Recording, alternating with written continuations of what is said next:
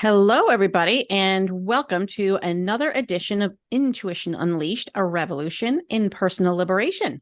Today, I'm excited to have my next guest is Jeri Brown-Roraback.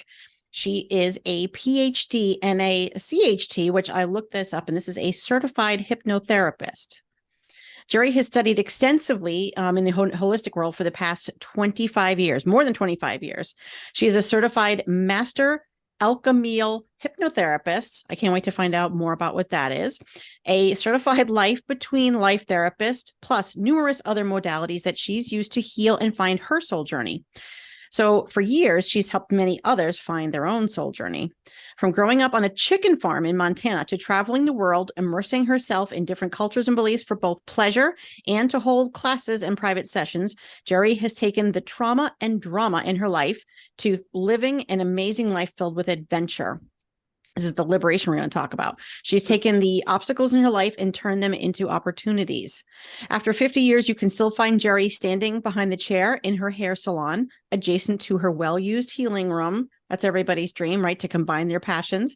And from these surroundings, she has authored her first book, The ABCs of Never Having Another Bad Hair Day.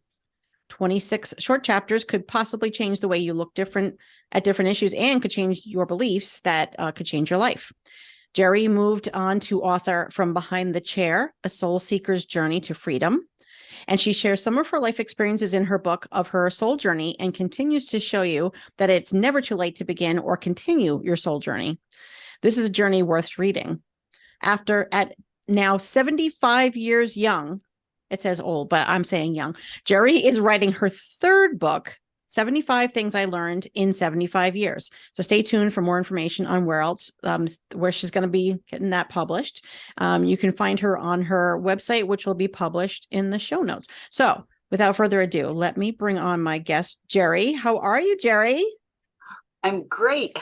And how are you?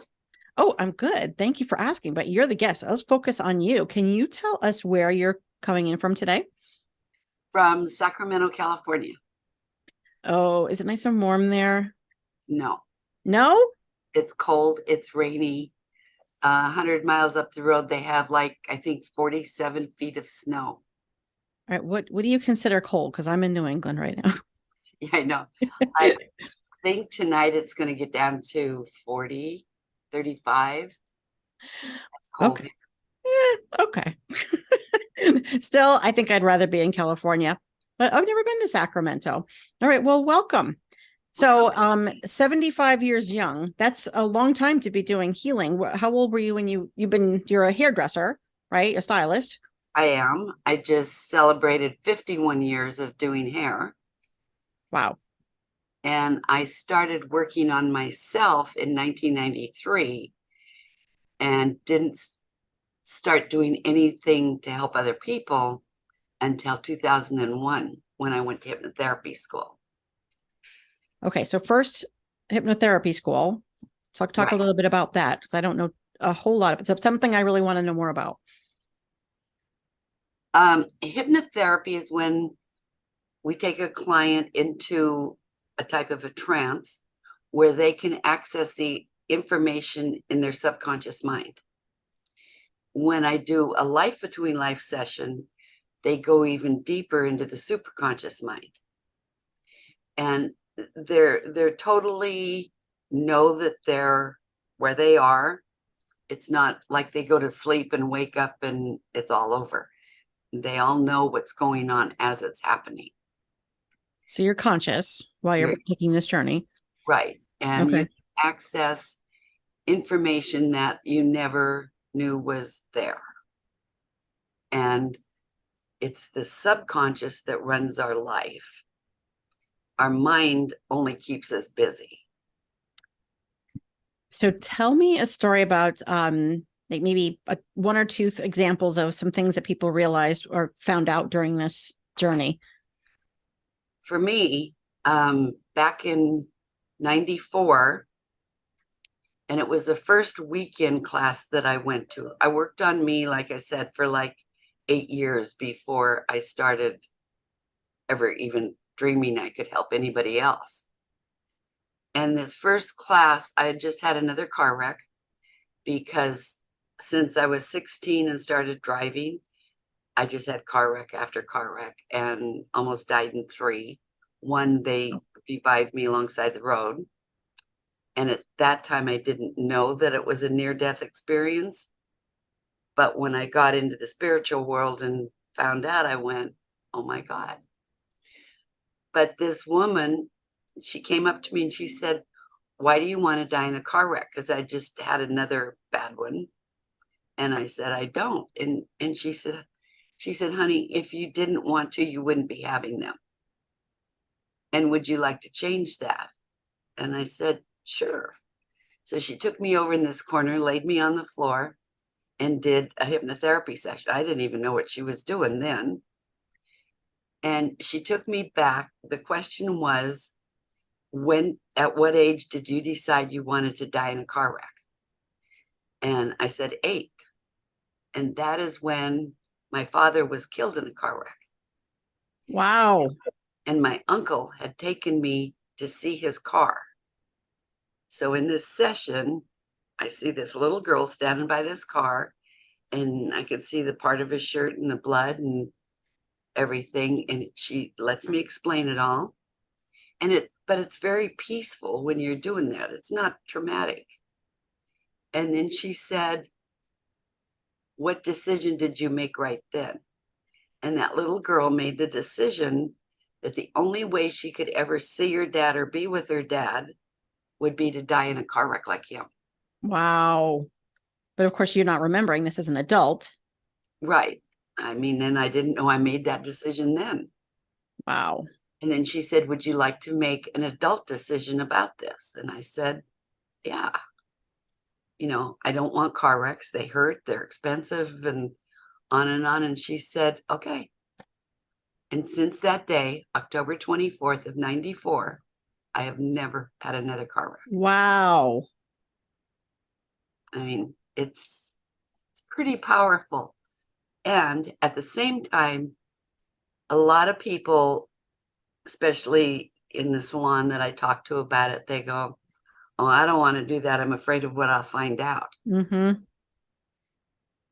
But the majority of the time, when people realize what it was that is creating an issue in their life, it's something very, very minute. I mean, it like this one woman had huge claustrophobia. And I took her back to when she decided and she was like 3 days old. And you know how you coddle a baby real tight? Yeah.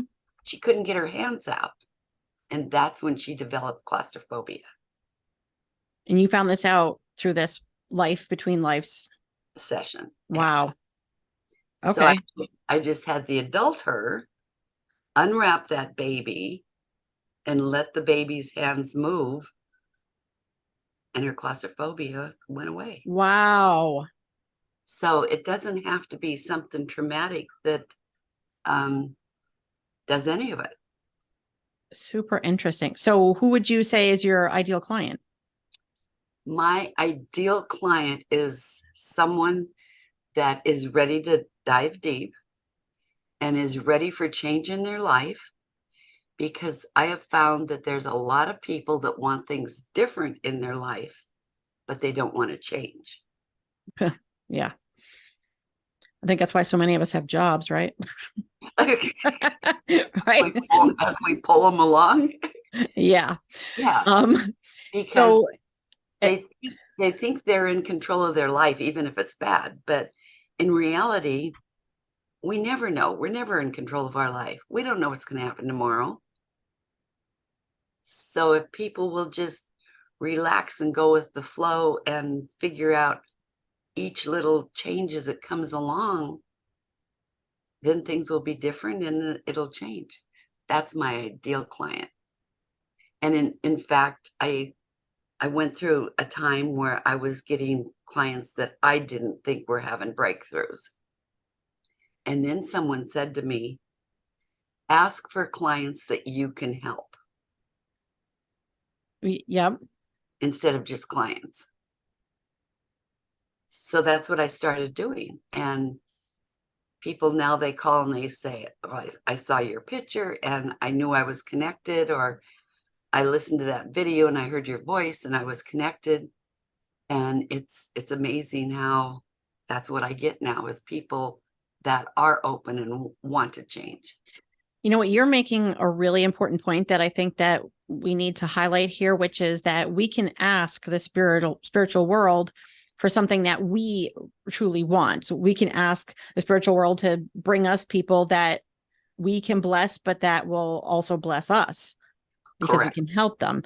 And I think that's a really good point, Jeri, because I don't think that people understand that. We can ask the universe for exactly what we want. We don't just have to take whatever is sent to us. We can be very specific. So thank you for bringing that up. And in a life between life session, one of the main things that I always strive for the person to get, and usually it just happens, is they meet their main spirit guide. Ooh. And once somebody connects with that spirit guide, sees him, hears him, feels him, her, and it comes from within, then they believe it. And then I always ask, how can my client connect with you whenever she needs help or he needs help? And then I ask, how do you connect with that person when there's something you want them to know? So they begin to have a connection in a dialogue there, that if they work with that guide all the time, it just gets stronger and stronger. That's really cool. Do you do work with women and men? Oh, yes. And I've worked with children as young as 12 years old. Interesting. Is that where your cutoff is? 12 years old? Well, that one, I really don't have a cutoff. It would depend on the situation and the person and everything. Okay. But this was a little boy in Greece, because pre-pandemic, I traveled all over the world doing this. Wow. And he was afraid of the dark. And his mom wanted to start leaving him home at night alone. And so we did a session. His mom translated it for him because he didn't know English that well. Huh. And it was, in Greece, when they have the parties and stuff, they break the plates. Oh, okay. Yeah. And his dad had taken him to one of these get-togethers, and they were breaking the plates. And he was crying, wanted to go home. So his dad had him on his shoulders, taking him home. And it was night. And that's when he got afraid of dark. Huh. And this was something that came out during your Life Between Life session. That was just a short 2-hour session. Let's just get to that point. I do 2-hour hypnotherapy sessions if somebody just has one or two things to work on. The Life Between Life session goes back through this life. It goes to when you were in the womb, because we make huge decisions while we're in the womb. Huge. And then to a past life, to the death scene of that life, and then to the between life. And the between life is, so if you believe in past lives, there's a place that the soul goes between lives and rest, like from the previous life. Usually first it rests, and then it goes on, and it can go to a library to see like the Akashic records. It can go, there's just a whole gamut of places that the soul can go meet its guide. You can meet your soul family. Everybody has a soul family, and that soul family can change between lives too. As each person changes their vibration and moves, they can move to different ones. Wow. And when we have time at the end, I always go to, it's called the Life and Body Selection Room, where you go choose your body that you're going to have in this life. That's an interesting concept, I think, for a lot of people, because they probably are saying, Jeri, do you think I wanted this body? Right. Right. And in school, when I went the first time, he took half the class and they received a session, and then the next day, the other half. So the first day, I gave my session to someone else. And then that morning, everybody talked about what they got in their session. And people went on for a long time in this life and body selection room, picking their body for either the family or where they wanted to live in the world, their occupation. I mean, it was very detailed, right? So when I had my session, we got to the life and body selection room, and I ran in and I grabbed the first one.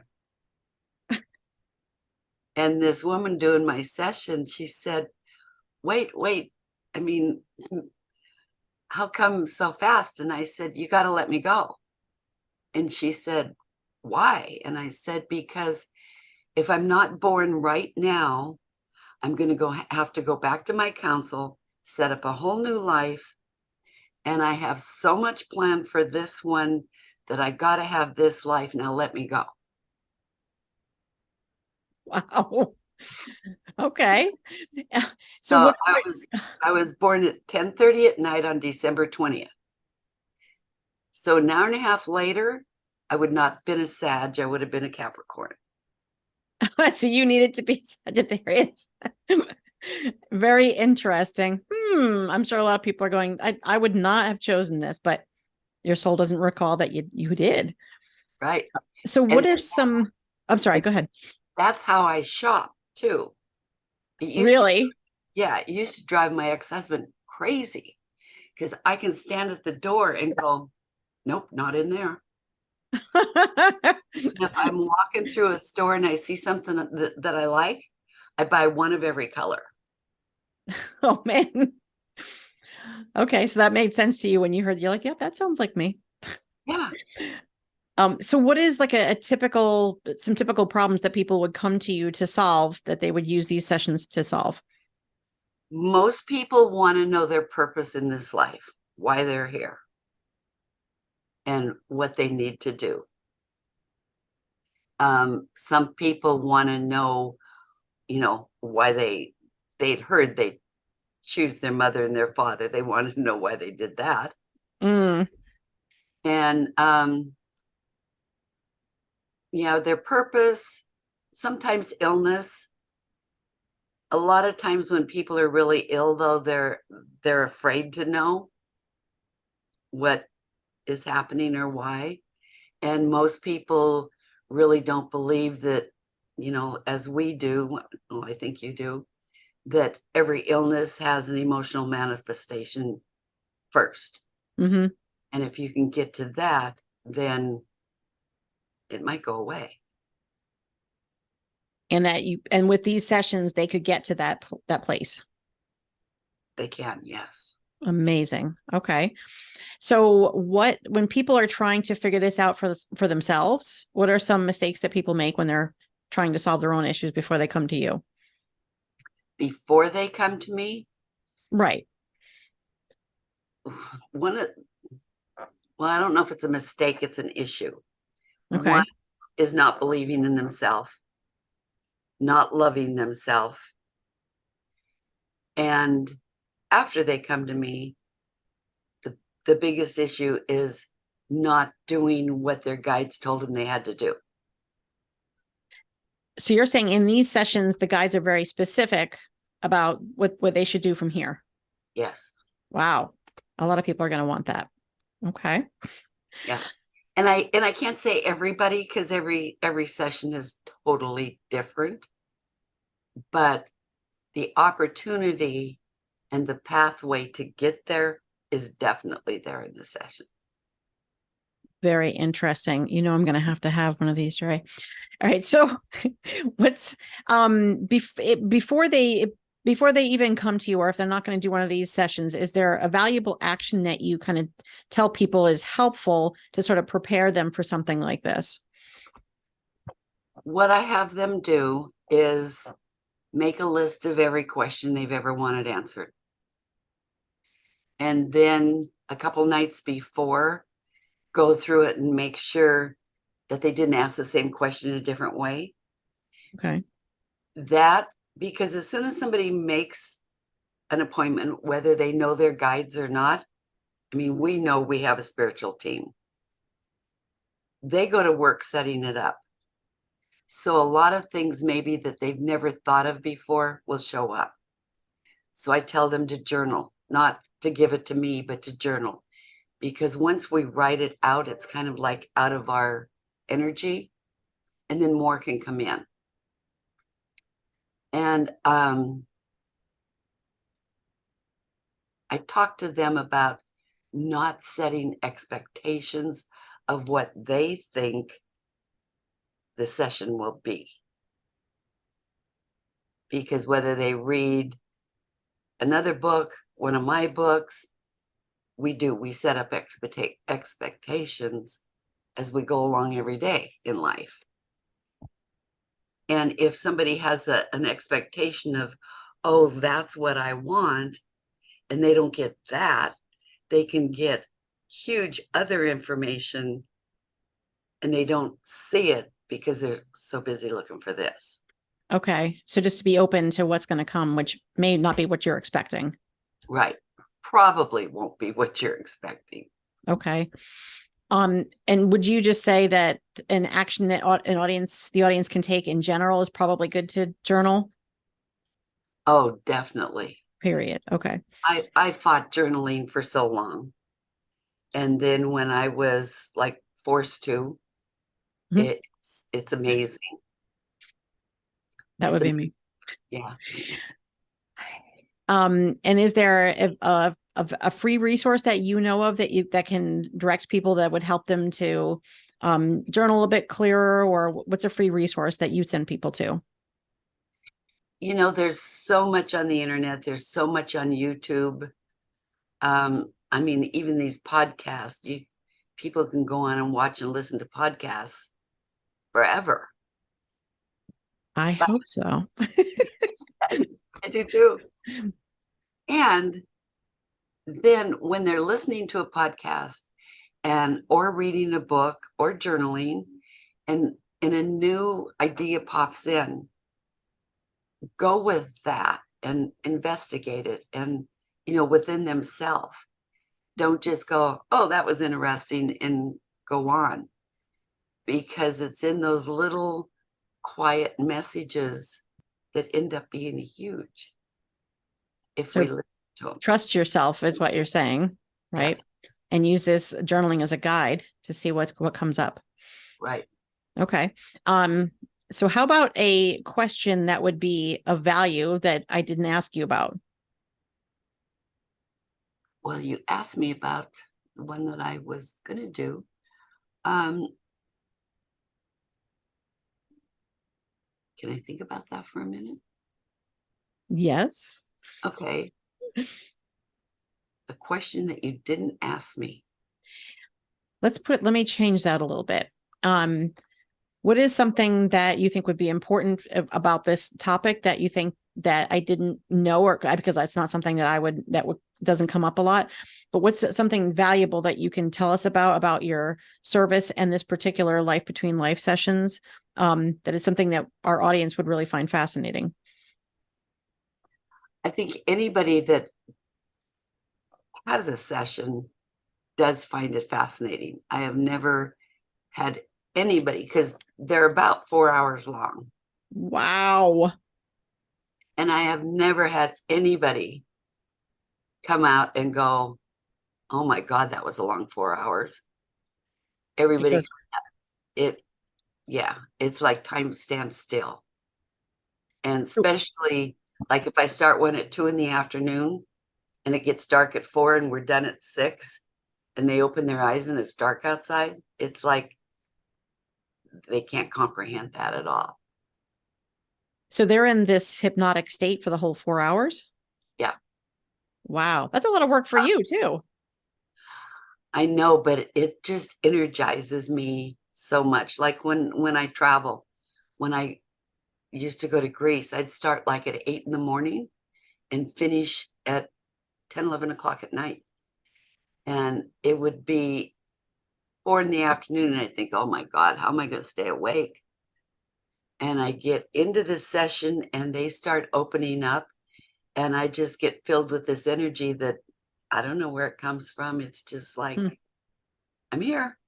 It's from being of service, Yeah. which is part of your passion. So, before I get to the last question, when people you still do, you're still a stylist, correct? I am. And wow, at 75 years old, that's a long time to be on your feet. And then you do your other work. So what is it, like 50-50? What's the percentage of your two jobs? Anymore, I do hair Wednesday, Thursday, and Friday, sometimes on Tuesday. And then I do hypnotherapy Saturday, Sunday, and Monday, and sometimes on Tuesday. It fluctuates. And sometimes I do hair Monday, Tuesday, Wednesday, Thursday, and Friday. And sometimes I do hair in the morning and a session in the afternoon. It just depends how it all unravels and falls. And everybody asks me, I mean, they're all afraid I'm going to retire. I had a Yeah. last year when I had my 50th anniversary party, they all thought that's what I was going to announce. Then I had my 75th birthday party. I had it in June instead of December. And they thought, oh, okay, here it comes. But I love them both. They both serve a purpose for me. And the birthday cards I got this year, I mean, one of my girlfriends wrote, how can you not be exhausted? And somebody else wrote, how do you do it? And I think it's simple. I love what I do. And I have my chiropractor, I have massages, and I do the spiritual work that keeps my life going. Right. And like years ago, I used to think all these people were put in my life to torment me. And then in a hypnotherapy session, I saw them all, not individually, but all these people going past me. And they were all handing me a gift. And I thought, oh, all these people have a gift for me. So then it was up to me to find out what gift it is that they have for me. That's And an it was interesting concept. amazing. It was amazing. Wow. And I don't have one client I don't like. I don't have one that bugs me. I mean, it's What a blessing that is. Do you do these through Zoom too? So they're not just local people. I do. And that I fought too until the pandemic. Mm-hmm. And I was forced to. I did them with a couple people like in Greece or Norway before, but they were like people that I knew, and they trusted me, I trusted them, and I trusted the process. But during the pandemic, because one of the biggest things I was afraid of is what happens if I have somebody in a hypnotic state and the electricity goes out. That's a good question. Or you lose internet? Yes. What's the answer to that? Yeah. So now when I talk them down, I just say, if we lose connection, you will come back enough. You will call me back. That's interesting. That's a good question. And I had this woman, she was in Virginia, and one of those nor'easters was going up. Uh-huh. Lost connection 4 times in her session. And she kept calling me back. And as soon as I'd say, okay, go right back to where you were, boom, she went right back. Wow. And when you hear a bell ring, you're going to cluck like a chicken. No, I'm just kidding. Okay. All right. Yeah. The last question is, since this is the podcast, what is your personal definition and understanding of personal liberation? Oh, wow.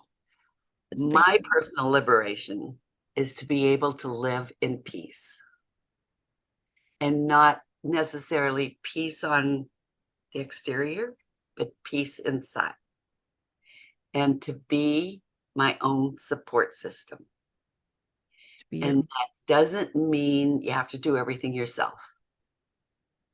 I don't know. Do we have time? Go ahead. You can. Yep. Because when this divorce, it hadn't happened, but it was pretty chaotic around here. I went for a hypnotherapy session, and I just had surgery on my foot, and I'd had sessions with this woman before. She was the one that was a teacher when I was at the first class to learn how to do life between. So we don't follow the whole thing. She talks me down and she knows I'll go. And in this session, there was this gorgeous guy standing on this hill with all this lush greenery. And he just had like a loincloth on. And somehow I knew it was me. Oh, the guy with the loincloth was you? Yeah. Okay. And so she said, what's he doing? And I said, he's waiting. So she waited. She said, well, now what's he doing? And I said, he's waiting. And about the fourth or fifth time, she says, now what's he doing? And I said, he died. And she said, he died? From what? And I said, I don't know. Waiting. He was waiting for his support system to come. And he died waiting. And because she knows me, she said, well, did he ever give up? And I said, no, he never gave up. He just stood there and died waiting for somebody like to do it for him. And then we went on to the session, and I went to this big glass building and met my guides, and the whole thing, they told me everything I had to do. Is it what you're doing now? Yeah, well, I was already doing this, but yes, as far as personal and what I had to do, and that I had to rest and I had to do this and I had to do that. And then I went to St. Thomas, and I'm laying in, they told me that in 3 weeks I would meet 2 more guides. So I laid in this pool in St. Thomas, and I kept going, okay, come on. And they said, we told you that you need to rest. You'll find out after you rest. So I rested. And then when I came home, I found out it was motivation and accomplishment. And I did. I just, in Greece in October, my girlfriend and I were sitting in this cave, and they said, we know you forgot about your 3rd book, but we haven't. And it has to be written now. The book that you're currently writing. Right. So on the way home on the plane, I said, okay, if you want me to write this book, you got to tell me what to put in it, because I'm like at a loss here, guys. And night 3, I had a dream, and they outlined it for me. Wow. I said, okay. Wow. So Jeri, where can people go to? You're open to scheduling for people, right? I am. And that's through the website that we're going to list on the show notes. Yes, JeriBrown-Roraback.com. Amazing. Okay. This has been an amazing conversation. I'm going to get off and schedule my own with you. Thank you so much for your time. There is a podcast out there that I did a month or so ago where she interviewed me like this, and then we did her session, and then she took her session and broke it up into 2 podcasts explaining how the session went.